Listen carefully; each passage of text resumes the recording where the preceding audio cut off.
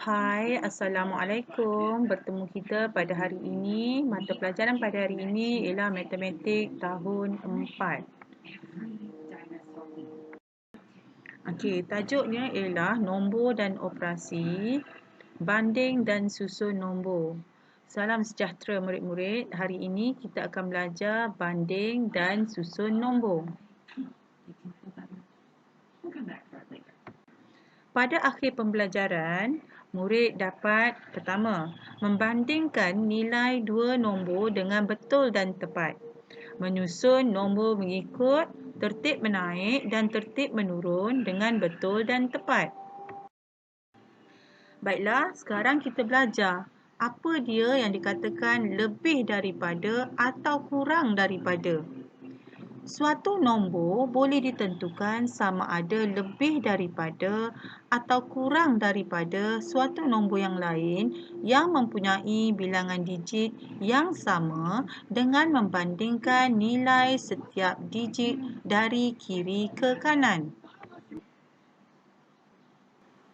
Lebih daripada atau kurang daripada juga bagi nombor-nombor yang mempunyai bilangan digit yang berlainan, nombor yang mempunyai lebih banyak digit adalah lebih besar.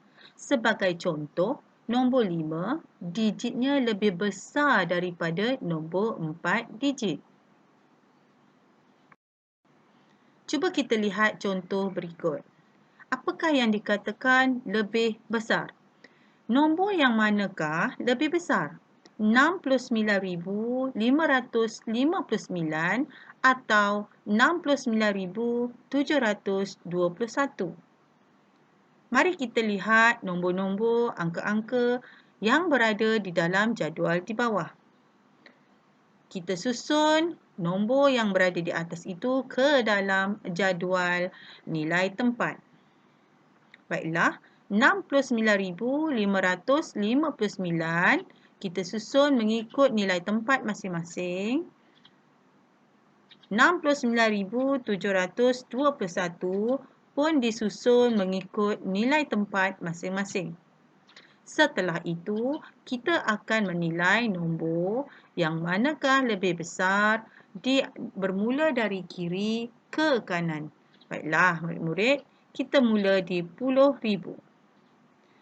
Apa yang kita lihat di situ ialah kedua-dua nombor atas dan bawah digitnya adalah sama. Apabila sama, kita anjak ke belakang sikit iaitu rumah ribu. Kedua-dua digit juga adalah sama.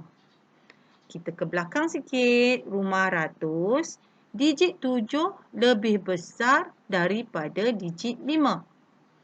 Bermakna 69,721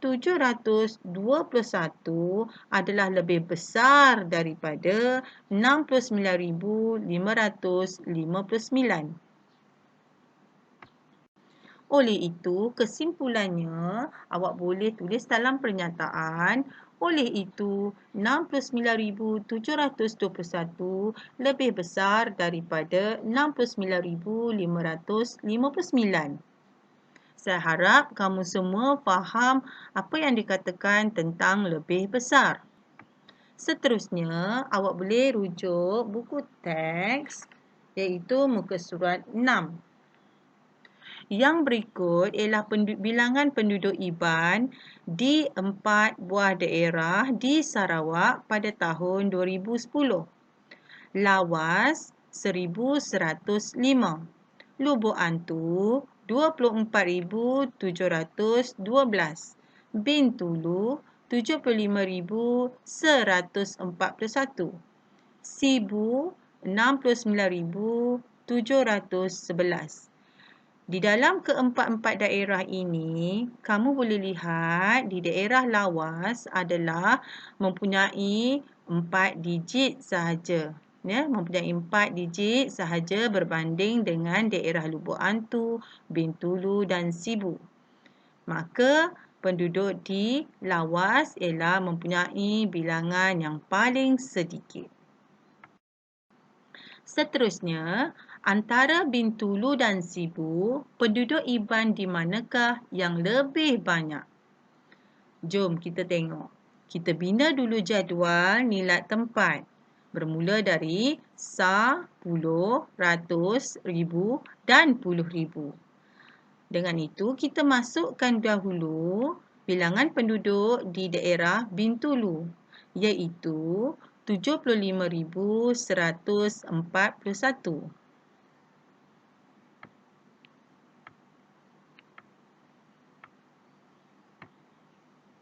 Sekarang kita masukkan bilangan penduduk di daerah Sibu, iaitu 69,711. Okey, selepas itu kita akan mula buat perbandingan. Ingat ya murid-murid, sekarang kita ingin menjawab soalan iaitu yang manakah lebih banyak. Maka di dalam penilaian kita itu nanti akan bermula dari nilai tempat yang paling besar. Contoh di sini ialah 10,000. Maka kita akan mulakan dengan 10,000 dahulu. Dan kita akan buat perbandingan atas dan bawah digit-digit tersebut. So, yang mana yang lebih besar? Itu yang kita kena tanya diri kita sendiri. Okey, untuk penyataan di sini, 10,000 di sini ialah nombor 7 dengan nombor 6. Ya, so 7 dan 6 ini yang mana yang lebih besar? Ya, 7 yang lebih banyak, betul?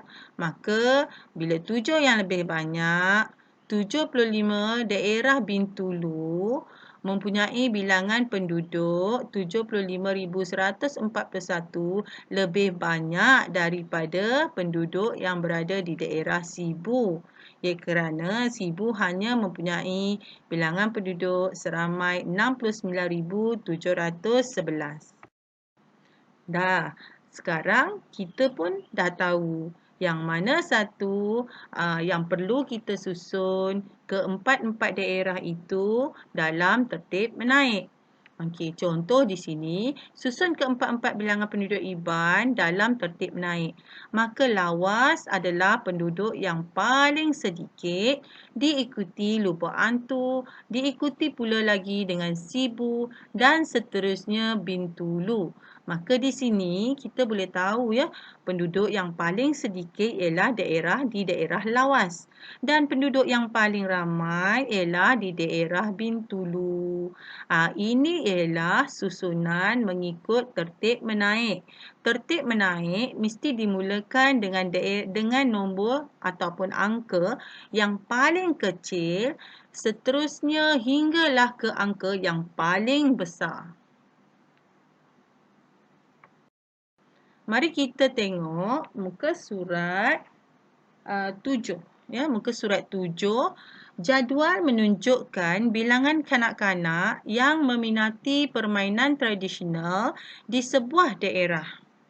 Baiklah, di sini telah dinyatakan, ya, direkodkan di dalam jadual, iaitu ada 4 permainan dan mari kita lihat berapa bilangan kanak-kanak yang meminati permainan tradisional galah panjang.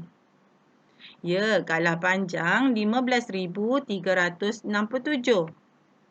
Lompat tikus 13,719.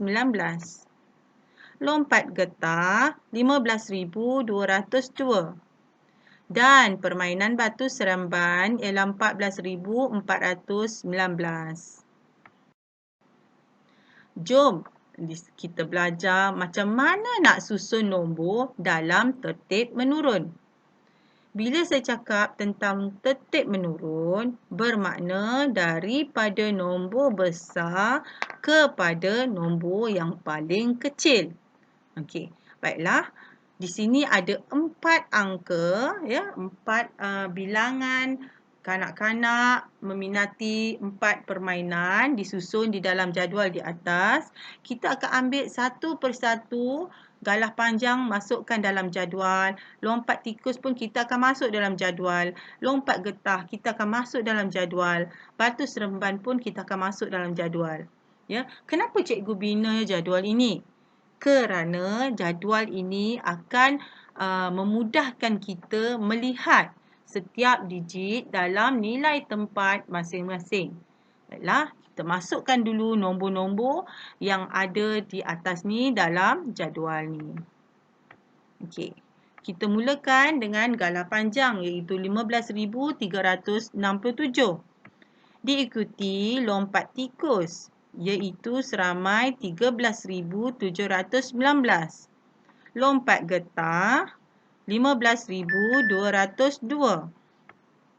Kemudian batu seremban 14,419. Maka setelah kita siap jadual ini, kita akan menilai perbandingan itu di dalam nilai tempat yang paling tinggi. Di sini ialah 10,000. Ya, kalau siapa buat perbandingan itu bermula daripada salah. Mesti jawapan dia akan jadi salah. So, awak kena faham betul-betul. Apabila awak ingin membuat perbandingan, mestilah bermula daripada rumah 10,000. Ya? Macam dalam jadual ni, yang paling besar nilai tempat ialah 10,000. Maka kita akan lihat di rumah 10,000. Kolom 10,000. Jom kita tengok. Ya, 10,000 di situ ditandakan dengan merah itu. Bilangannya semua satu, sama. Apabila sama, kita anjak ke belakang sedikit iaitu rumah 1,000. Okey, kita teruskan penilaian di nilai tempat 1,000. Ya. Kita lihat nombor 5, nombor 5 ni dengan 5 ni sama. Ya, kita tak ambil lagi nombor 3 dengan 4. Kita biarkan dulu. Sebab kita nak tertib menurun. Kita nak cari nombor yang paling besar. Jadi 5 di sini sama. Bermakna kita kena tengok di belakangnya rumah ratus. 3 dan 2. Bermakna 3 lebih besar daripada 2. Bermakna galah panjang lebih ramai daripada lompat getah. Kita pun potong dia dan kita tandakan dia sebagai 1. Bermakna nombor yang pertama yang kita akan tulis dulu mengikut susunan tertib menurun. Kemudian kita terus tanda yang kedua. Yang tadi tu. Okey. Seterusnya kita akan buat penilaian di nilai tempat 1,000. Iaitu digit 3 dan 4. Di sini digit 3 dan 4 dah lainan nombor dah nombornya lain. Jadi kita boleh buat penilaian di sini. Yang manakah lebih banyak? 3 atau 4? 4 lebih banyak dari 3. Maka 4 ialah yang ketiga yang perlu ditulis. Seterusnya yang akhir sekali ialah permainan apa tu? Lompat tikus. Itulah nombor yang keempat. Seterusnya, kita pun salinlah nombor yang tadi, yang kita catatkan tadi dengan nombor 1 iaitu galah panjang. Kemudian yang sikit lagi turun ialah nombor apa tu? Permainan apa tu? Lompat getah. Dan seterusnya permainan batu seremban. Dan yang paling sedikit bilangan kanak-kanak yang menyukai permainan ini ialah lompat tikus. Jadi kita dah dapat satu data di mana bilangan mengikut tertib menurun. Cuba perhatikan, masih lagi di muka surat 7, 4 kad nombor di bawah disusun dengan tertib menaik. Di sini kita dikendaki menilai satu nombor, satu 4 kad nombor ni disusun ikut tertib naik dan kita mesti menilai apakah nombor yang sesuai diletakkan di dalam K. Jadi Ray di sini memegang nombor 52,171. Kim pula 54,001. Rina 58,145. Siapakah yang menunjukkan nilai K yang betul? Cuba awak fikirkan siapa? Okey, mari kita lihat siapa itu. Okey, cuba lihat di sini. Ada garis nombor. Dan kalau kita perhatikan di sini, garis nombor ini, Ray nilainya terletak bawah daripada 52,173, iaitu nombor yang berwarna hijau di atas tag hijau. Ya, dia bawah lagi. Bermakna dia tidak menepati kehendak 4 kad nombor ini. Kalau kita letak di K, array punya angka ni letak di K, dia akan jadi menurun. Jadi salah. Sedangkan nombor ini nak semakin menaik. Okey, cuba kita perhatikan Kim. 54,001. Ya, Kim berada di antara 52,173 dan 59,000. Maka Kim juga adalah betul. Kim ni nilai angka yang Kim pegang tu adalah betul dan ditandakan right. Rina 58,145 juga menepati syarat. Iaitu berada di antara tag hijau dan tag pink. Maka Rina juga adalah betul. Jadi Kim dan Rina menunjukkan nilai K yang betul. Jadi siapa jawab Ray tu salah lah. Okey, itu sahaja daripada cikgu. Sekian, terima kasih. Jumpa lagi. Baiklah, selepas pada ini, cikgu ada sertakan juga untuk mereka yang tidak mempunyai buku teks di rumah, boleh lihat di sini jawab soalan 1, 2, 3 dan 4. Bagi mereka yang ada buku teks, sila rujuk muka surat 8 muka surat 8 ada uji diri. Okey. Jadi gambar ni dia ada dalam muka surat 8. Jadi cikgu harap awak semua jawab soalan ini ya. Cikgu harap awak buat penilaian dengan baik. Okey, sekian. Terima kasih daripada cikgu. Bye.